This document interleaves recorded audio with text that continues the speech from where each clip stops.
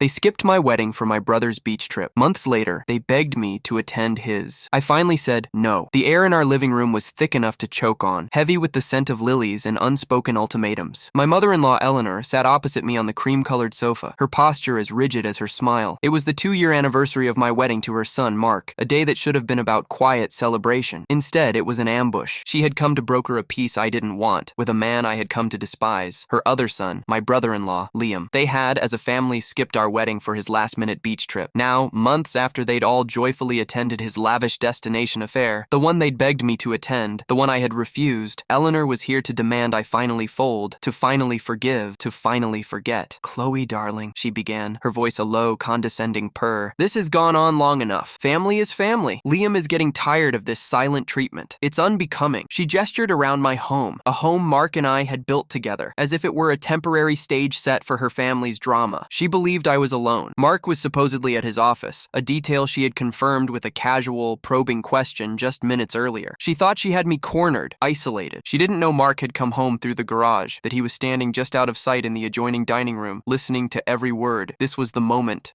I had been dreading and praying for, the moment the facade would finally shatter. I had spent the last 2 years being the good wife, the accommodating daughter-in-law, swallowing the endless slights and casual cruelties. They called it sensitivity. I called it abuse. They called him charismatic. I called him a sociopath. Now his chief enabler was in my home, demanding I prostrate myself before the family's golden child. I looked at Eleanor, at the perfectly coiffed silver hair and the expensive silk blouse, and a strange calm settled over me. The fear was gone, replaced by a cold, hard resolve. I had been through a private hell, one they had meticulously constructed for me, and I had survived. I was no longer the frightened girl who just wanted her new family to love her. "Unbecoming?" I repeated, my voice quiet but clear. "What's unbecoming, Eleanor, is a family who ditches their son's wedding for a sibling's whim. What's unbecoming is the 2 years of relentless gaslighting that followed." Her smile tightened, the first crack in the porcelain mask. "Now, Chloe, let's not be dramatic. It was a scheduling conflict, a simple mistake." "There was no mistake," I said, my voice gaining strength. "It was a choice, and it was just the beginning, wasn't it?" As if on cue, the front door opened, and in walked Liam himself. He sauntered into the room with an air of unearned ownership, a smirk playing on his lips. He was handsome in the cruel, sharp way of a predator, and he looked from his mother to me with theatrical surprise. "Mom? Chloe? Am I interrupting something?" It was a perfectly staged entrance, the pincer movement. Mother softens the target, then the charming son arrives to deliver the killing blow. "Liam!" Eleanor feigned delight. "I was just having a chat with Chloe, trying to get her to see reason." Liam draped himself over an armchair, the king surveying his court. He looked directly at me, his eyes glinting with a victory he believed was already his. "Ah, reason. A tough sell sometimes, isn't it?" He leaned forward, his voice dropping into a conspiratorial whisper, the kind he always used when he was about to twist the knife. "Look, Chloe, I get it. You're mad about the wedding. We said we were sorry, but holding a grudge for 2 years, it's not a good look. It makes you seem unstable." There it was, the word, unstable, the cornerstone of their entire campaign against me. For 2 years, every time I had pushed back against their narrative, every time I pointed out a lie or a manipulation, I was labeled hysterical, over-emotional, unstable. It was the perfect weapon, designed to erode my confidence and, more importantly, to erode Mark's faith in me. I took a deep breath, picturing Mark in the next room. His presence was my anchor. "I'm not unstable, Liam. I'm just finished." Liam laughed, a short, barking sound devoid of any humor. He stood up and began to pace in front of the fireplace, a performer warming up his audience of one. He thought he was playing to a captive, defeated woman. He had no idea the curtain was about to be pulled back, with his own brother watching from the wings. He stopped and turned to me, the smirk gone, replaced by a look of pure, reptilian contempt. "Finished? You're not finished? You don't get to be finished," he sneered. "You have no idea what you're dealing with. You think this is about a wedding? A beach trip?" He laughed again. "Oh, you are so wonderfully, beautifully simple. It was never about the wedding. The wedding was just an overture, a public declaration of where you rank." My heart hammered against my ribs, a frantic drumbeat against the sudden ringing silence in my ears. This was it, the confession, the villain monologue I had only ever seen in movies. I clasped my hands in my lap to stop them from shaking, forcing my expression to remain neutral, even as my world tilted on its axis. "Where I rank," I whispered, playing my part, the confused, wounded victim. "Of course," he said, spreading his hands wide. "This family has an order. It has a structure. Mom and Dad at the top, me as the heir, the one who carries the legacy, and Mark, well, Mark is the spare. He's useful, he's pliable, and he was perfectly happy with his role until you came along. You, with your little ideas about partnership and equality, you tried to pull him away. You tried to make him your number one, when his place is, and always will be, number two to me." Eleanor watched him, her expression a disturbing mix of pride and adoration. She wasn't trying to stop him. She was basking in in his power, in his cruelty. She had raised him to be this way. This was her masterpiece. So we had to correct that, Liam continued, his voice dripping with satisfaction. We had to remind Mark where his loyalties lie. The wedding was perfect, so public, so humiliating for you, forcing him to choose between your big day and a casual family trip. And he almost chose you. He almost defied us. I had to work on him for a week, reminding him of his obligations, of everything Dad and I have done for him, of how his defiance would tear the family apart. He paused, savoring the memory. And when he finally caved, when he called you with that pathetic excuse, that was the moment I knew we could break him, that we could break you, because you stayed. You married him anyway. You showed us exactly how much disrespect you were willing to tolerate. I felt the blood drain from my face. He wasn't just admitting to the act. He was gloating about the psychological warfare behind it. He was laying out his strategy, piece by sickening piece, proud of his handiwork. And everything since then, he went on, circling me now like a shark. Every misunderstanding, every accidental insult, it was all calibrated. The job offer I made sure you didn't get, I had a friend on the hiring committee. A single phone call was all it took. She's a bit unstable, I said. Great on paper, but prone to drama. The rumor that you were drinking again? I started that. Planted the seed with Aunt Carol, knowing she's the biggest gossip in the state. It was so easy. Because you're a recovering alcoholic, it's believable. It's the perfect vulnerability. It makes everything you say, every accusation you make, suspect. My breath hitched. My sobriety was the hardest, most precious thing I owned. I had fought for it, bled for it, and he had turned it into a weapon to use against me. He had tried to poison the one thing that proved my strength, twisting it into a sign of weakness. Why? The word was barely audible, a ghost of a question. Why would you do all of that? Liam stopped in front of me and leaned down, his face inches from mine. His breath was stale. Because you're a threat to the natural order of things. You wanted to make my brother your equal. You wanted to build this little life, separate from us. You don't get a separate life. When you marry a Harrison, you become a Harrison, and you accept your place. Mark's place is beside me, beneath me. Your place is beside him. That's the deal. And you were trying to break the deal. He straightened up, a final, triumphant smirk on his face. So now you know, it wasn't a mistake. It was a message. And this, he gestured between himself, his mother, and me, is your last chance to accept it. Fall in line. Apologize for being so difficult. We can all go to brunch on Sunday and pretend this last year of drama never happened. Mark will be relieved. He hates the conflict. He'll be so grateful to you for making it all go away. He looked towards the dining room, a flicker of something, annoyance, confusion, crossing his face. What is taking him so long anyway? He was supposed to be home an hour ago. He's been home for an hour and 5 minutes, a voice said, low and shaking with rage. Liam and Eleanor froze. They turned in unison towards the dining room entryway, and there stood Mark. His face was pale, his knuckles white where he gripped the door frame, but his eyes, the same blue eyes as his brother, were blazing with a fire I had never seen before. It wasn't the weak, conflict-avoidant flame I was used to. It was an inferno. Eleanor's hand flew to her mouth. Mark,